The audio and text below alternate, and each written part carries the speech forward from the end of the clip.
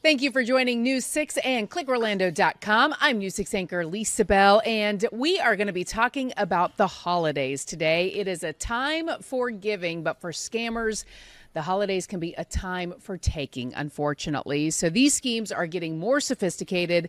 To help us better understand them and spot them, we are joined today by Kathy Stokes, AARP's Director of Fraud Prevention Programs. Kathy, thank you so much for joining us today. Thanks for having me.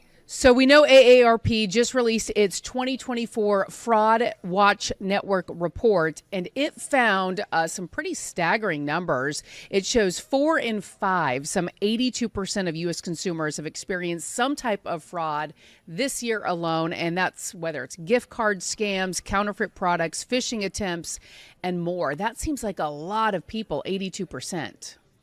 That 82% is they've either been targeted or they've actually experienced a loss. But it just goes to show you that it's ubiquitous. Everybody, almost everybody, has experienced some form of being targeted or victimized by fraud in this country. When it comes to the holidays, what type of fraud do you see most frequently? I think a lot of it is in the online shopping space. Our survey says that about half of us will make a purchase or have made a purchase through an online ad on social media, but a third of us who've done that have experienced fraud. So it just seems to me that that's not a safe way to shop. So what can you do? I mean, we're all inundated that by our feeds, right? We see some great product that seems to have thousands of reviews and comments of people loving this product, loving this company. What can you do to protect yourself in a situation like that? Well, if it says it's an ad from Target, don't click on the link, go to target.com. If you want to sort of check it out a little bit more, put the name of that company or the product in your web browser with the word scam or fraud, and you'll be surprised at how good that is at ferreting out some of these scam websites. We know year after year, one of the top gifts is a gift card, right? People try to make it easy for someone. But according to this report, 29% of adults have either given or received a gift card that turned out to not have any balance on it. Why is that? How does that happen? And what can people do to protect themselves? It happens in one of two ways. It can happen in a retail store where criminals will take those cards off the rack. They will expose the back of those cards and record what they have there, put them back on the rack, and then just wait for them to be purchased. And as soon as that card that's been manipulated like that goes to the register, they get pinged and they drain the funds.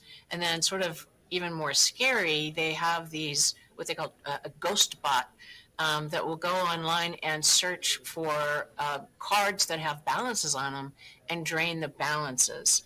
So a couple of things about gift cards. If you're going to buy one from a retail store, don't buy it from the front of the rack, buy it from the back. Go into a store that has that rack close to the cashier, thinking that maybe criminals wouldn't be so likely to affect those cards.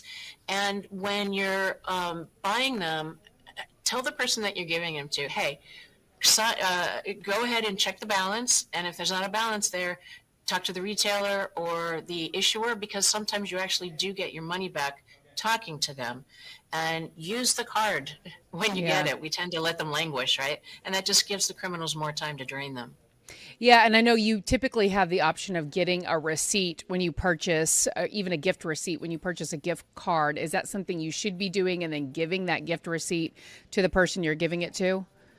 Absolutely. That's a really good point. You should hold on to that receipt. Sometimes it may be that there was an error at the cash register and they can fix it, but you want to have the proof of what was loaded on there. We know certain cash apps like Venmo, PayPal, Zelle have become even more popular. And I have to imagine even more so during the holidays. Some people might be trying to buy things secondhand online, whether it's through Facebook Marketplace or Craigslist or somewhere else. What do people need to be mindful of when trying to use these apps? That they're not intended for you to use them with, if a business you've never done business with before. Credit cards are the way to go with that because they do have consumer protections.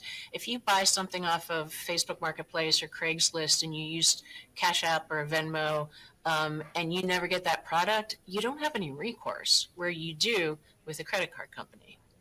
And that is just heartbreaking for some people because once they discover that that money has been drained from their account, as you noted, it's really impossible to get it back in there if you're using something like Zelle. Yeah, what you really need to be focusing on with those apps is transferring money to people that you know or businesses that you have worked with in the past that you can trust. Otherwise, you just don't have the protections. These scams have become so sophisticated. I personally was just hit by one. Someone somehow managed to change my husband's cell phone number and then change all of our accounts.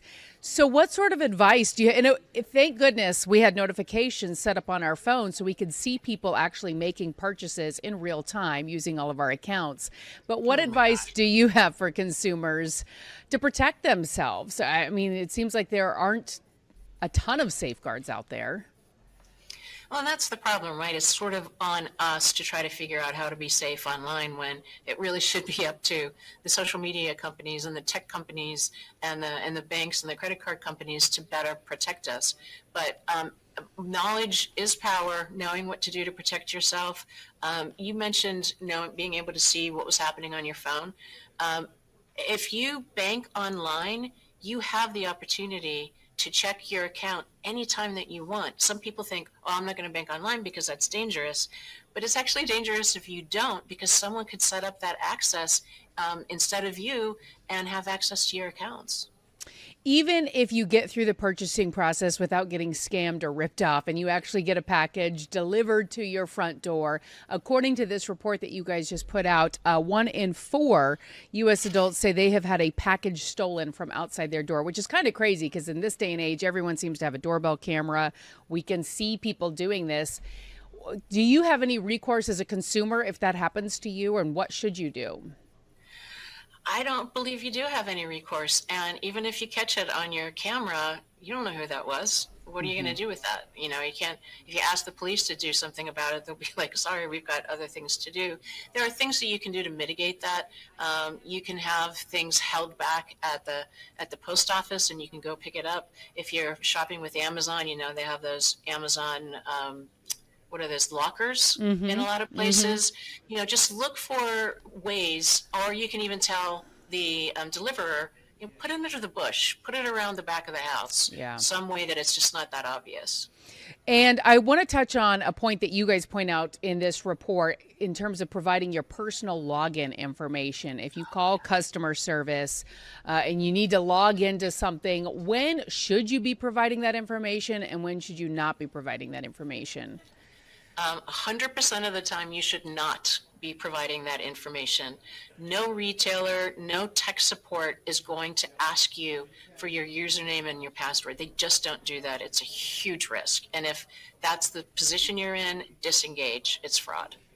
Okay. And I guess just finally, if you do find out that you've been a victim of fraud, whether it's your credit card's been compromised or someone has stolen something from you, who is the first person you should turn to in that situation?